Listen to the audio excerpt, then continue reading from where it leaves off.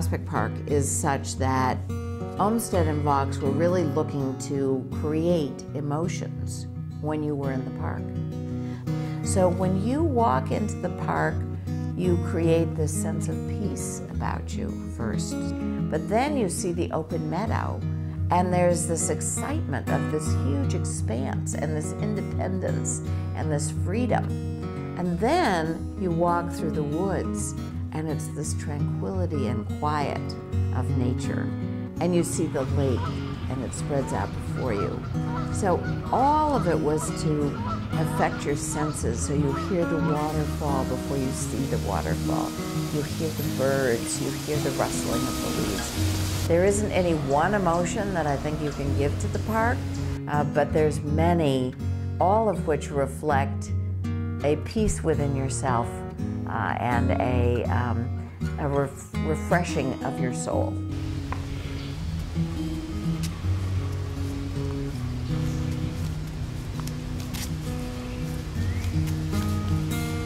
I came to Brooklyn in 1971. I left Harlem after firing my apartment, brought my family here to Brooklyn.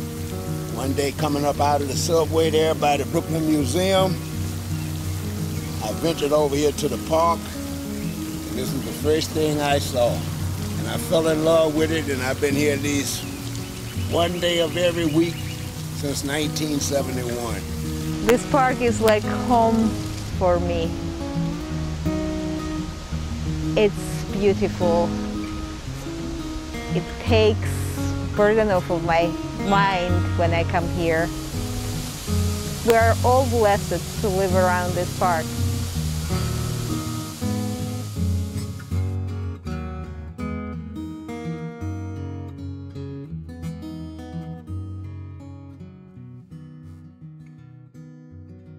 By the end of the 70s, the city, people of Brooklyn said, we've had it with this. We want our park back, and the city has to do something.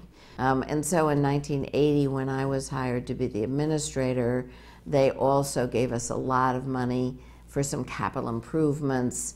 And so by 1987, we had organized the Prospect Park Alliance, which is a public-private partnership that works with the community and with the city to really create the park back again, to bring it back to what it had meant to the people of Brooklyn before that.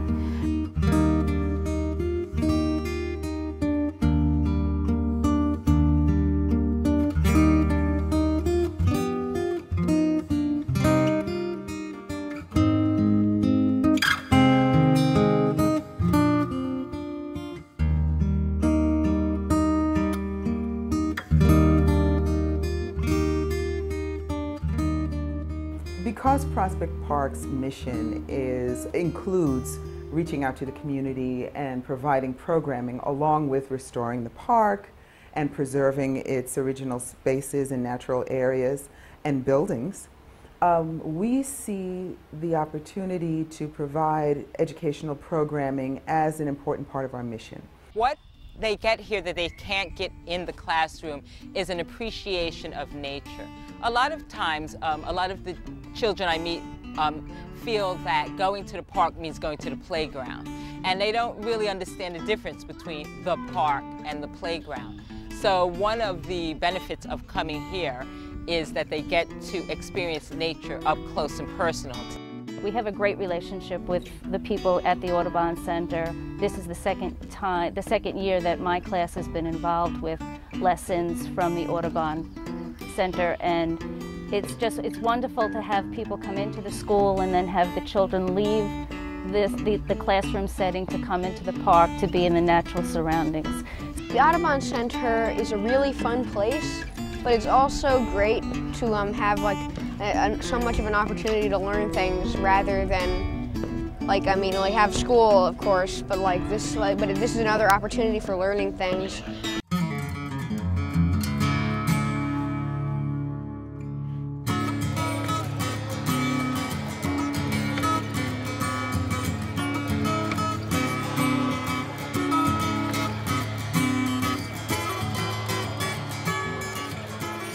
we started this program. It's the first program of its kind that I've been involved in, and I was just thrilled to see how much the kids enjoyed it.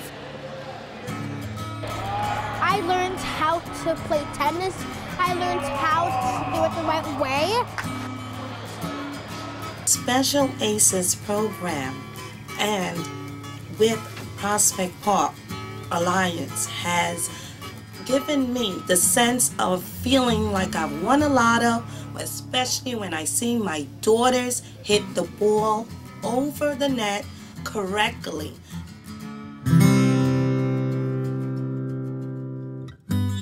The biggest issue of this park's restoration was really the fact that in 1960 this enormous skating rink was put in across one of the most important and most beautiful vistas in the park.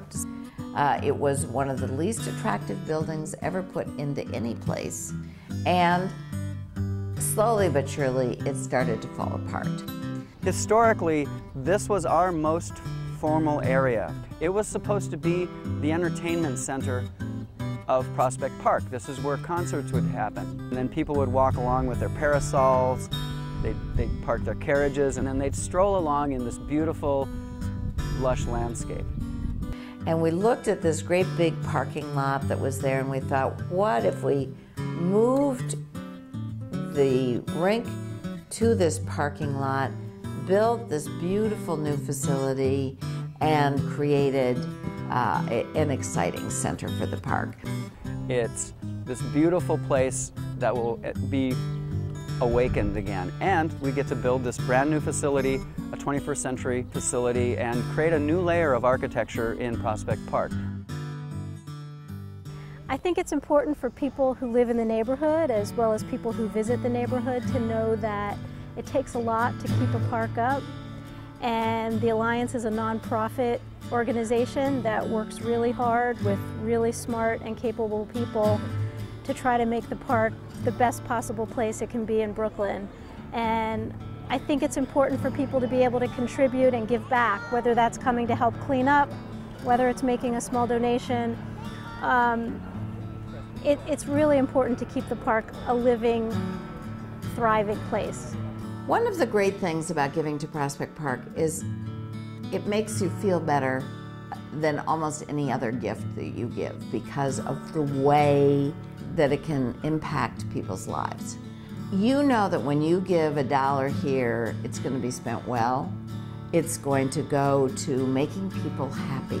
We don't talk about happiness very often, but in fact, what makes you happy is to be in nature, to feel a sense of calm and rest, to be able to play with your family, to enjoy your friends, and to do it in a place that's beautiful.